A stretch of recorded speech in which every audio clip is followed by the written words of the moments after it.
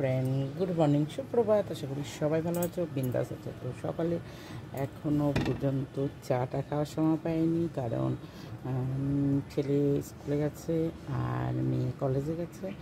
আর ঘরে বিছানাপত্র সব তুলতে হয়েছে, টুকটাক কাজ।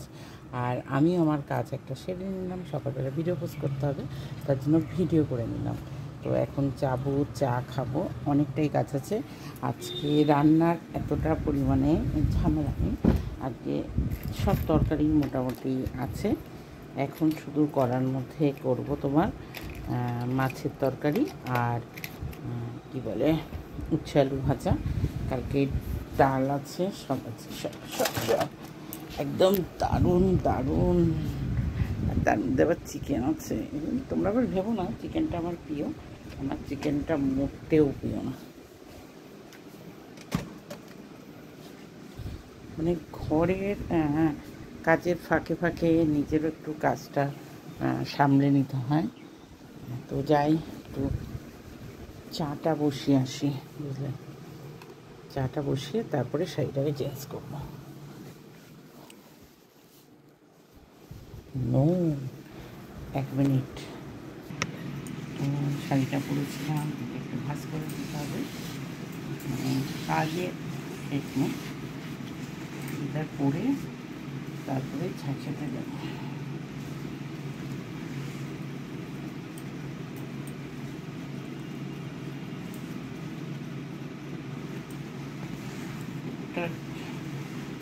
চেষ্টা করি করার, সেরকম করতে পারি না।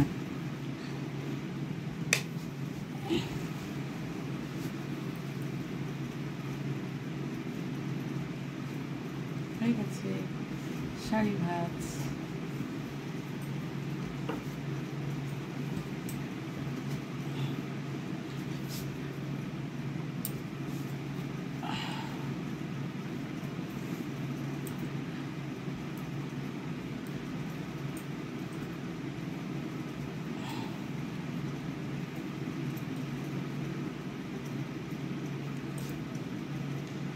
এটাকে একটু তুলে বাড়ি করতে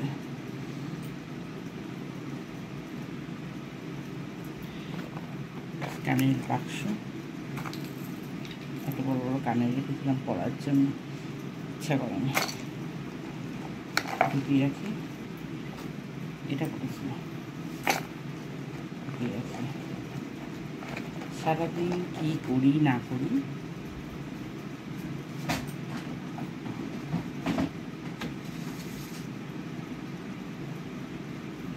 টোটালি দেখানোর চেষ্টা করব।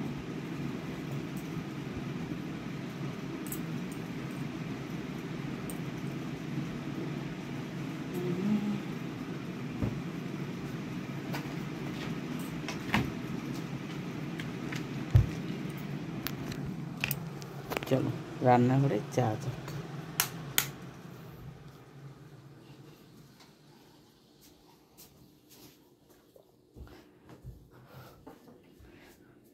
সতীর কাছে বাঁধা সারা, কপালে তার বসুন্ধরা। চাটা বসিয়ে দিই।